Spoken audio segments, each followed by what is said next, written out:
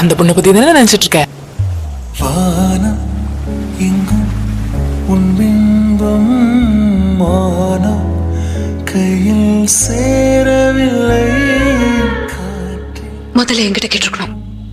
உன் வாசம் இப்ப கேக்குறேன். வாசம் வாழ்க்கையில் என்ன கல்யாணம் பண்ணிக்கிறேன்? உயிரை வேறோடு முடியாது. என்னை சந்தேல் என்கிட்ட நேரம் இல்லையே.